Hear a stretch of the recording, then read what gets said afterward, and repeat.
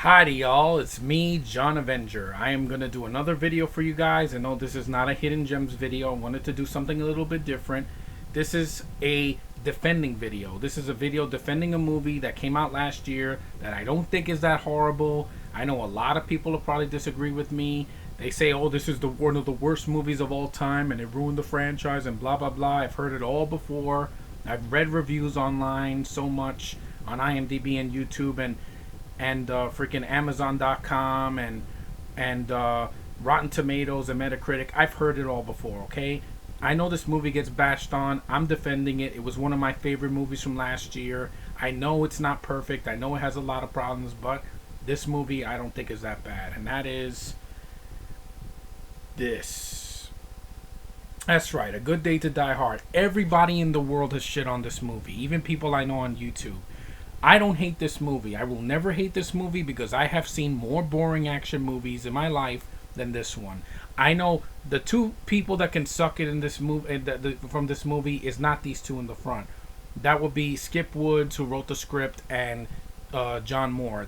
Those I'm not going to defend because they're idiots. They don't know what they're doing. If this movie had been put in the director of the fourth movie, it would have been just fine. You know, the shaky cam wouldn't be there. And if you had a better writer, the movie would have had a better villain, and it would have been a little bit longer, and maybe Mary Elizabeth Winstead would have been in the movie longer. But hey, what we got, despite those problems, you got Bruce Willis and Jai Courtney. I don't think they're terrible together. With the action that is there, I thought the scene in the freaking highway is freaking aces. I did not get bored with that scene. This movie's not 2.5 hours like some other films are. Like freaking Skyfall, I want to see that one day. But it doesn't need to be 2 hours and 25 minutes. I'm sorry. If it's not 2 hours and 25 minutes of action and a fast pace, then I want nothing to do with it. But this film is what? Even with the extended cut is about... How long is it? Both versions are 98 minutes. It's short. It's not freaking 2 hours and 30 minutes of talking. Man of Steel bored me to fucking tears. That movie I think is worse than this because that was a reboot that we did not need, and it was too dark, too boring, too freaking annoying, too badly edited. The shaky cam like this, it didn't help. The zooming in and then zooming out and then zooming in, and some of the flying scenes was fucking stupid. But I'm gonna save that rant for another day. This movie, I think it is the weakest of the 5 Die Hard films.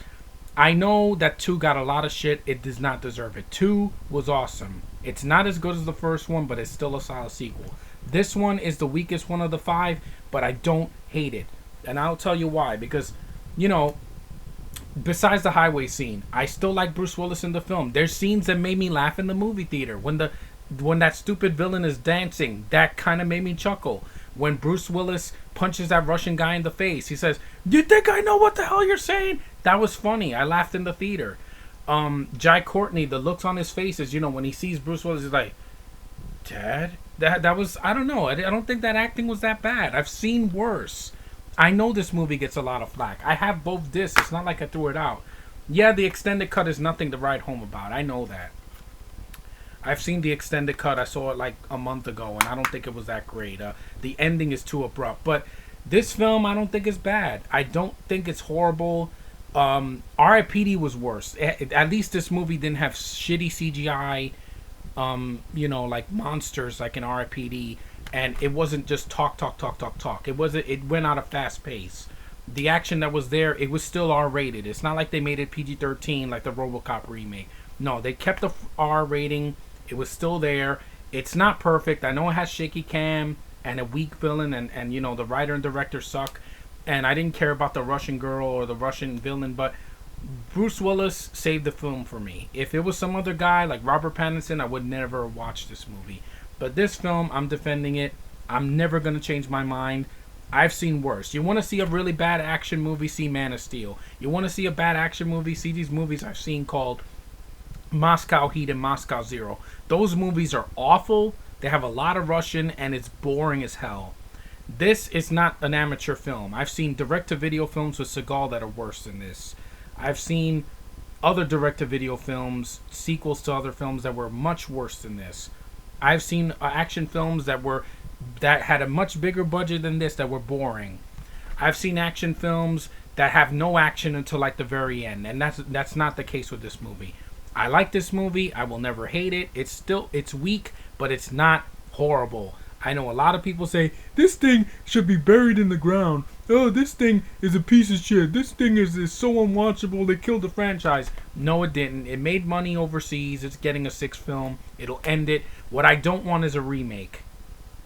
If they do a remake to Die Hard, it'll be blasphemous because the first film is a classic. Second film is awesome. The third film is my favorite. With a Vengeance, I love that movie. Live Free or Die Hard was fun to see after, a 12-year hiatus, and I like this movie. So, end the story. The Die Hard films are awesome. Can't wait for part 6. I don't hate this movie. I never will. And that's all I gotta say, people. Peace.